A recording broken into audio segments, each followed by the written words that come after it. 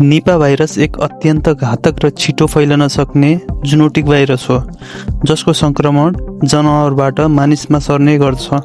Nipah virus हाल नेपालमा देखिएको छैन, तर जोखिम भने स्पष्ट रूपमा छ।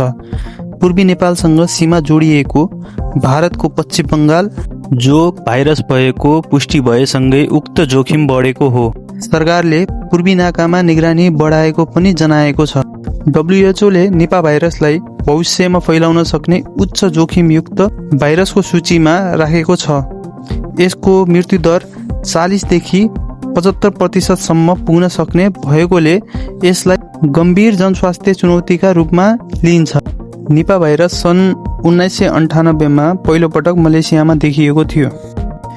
त्यति बेला सुँगुर पालनसँग सम्बन्धित किसानहरूमा यो भाइरस फैलिएको थियो। पछि गरिएको अनुसन्धानबाट यसको प्राकृतिक होस्ट फलफुल खाने चमेरा फ्रुट ब्याट, विशेष गरी टेरोपस प्रजातिको चमेरा भएको पुष्टि भयो।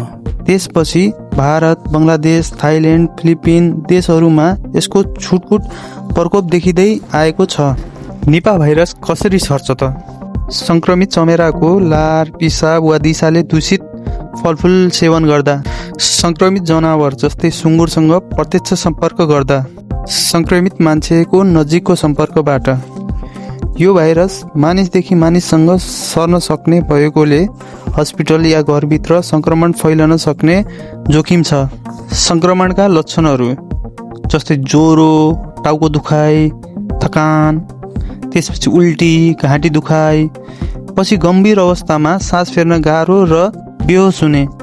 समस्या के छ भन्ने सुरुमा लक्षण सामान्य फ्लू वा अन्य भाइरल रोग जस्तो मिल्दोजुल्दो हुन्छ। त्यसकारण समयमै पहिचान गर्न गाह्रो हुन्छ। अब यसको उपचार के छ त?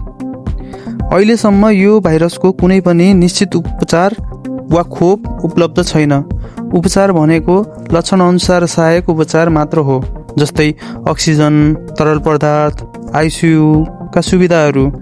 यही कारण संक्रमणको रोकथाम नै सबैभन्दा प्रभावकारी उपाय मानिन्छ। नेपालमा यसको जोखिम के छ त? हालसम्म नेपालमा निपा भाइरसको पुष्टि भएको रिपोर्ट छैन, तर नेपाल पूर्ण रूपमा सुरक्षित चाहिँ होइन। नेपालमा पनि फलफुल खाने चमेरा व्यापक छन्।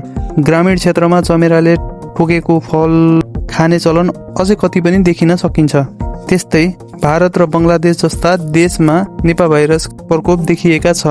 नेपालसँग खुला सिमाना भएकाले मानिस आवत जावत सजिलो छ, जसले संक्रमण भित्रिने जोखिम बढाउँछ।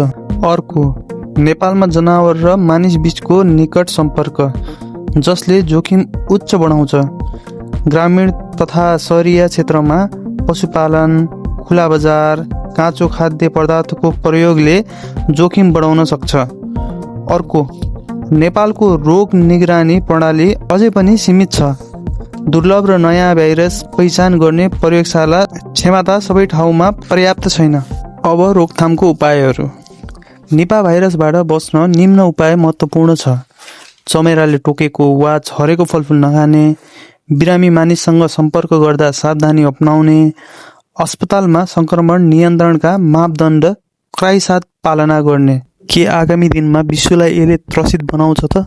के कोरोना भाइरस जस्तै फेरि मास्क लगाएर आइसोलेट भएर एक्लै बस्नुपर्ने दिन आउँछ त? तपाईहरुलाई के लाग्छ? कृपया कमेन्ट गर्नुहोला।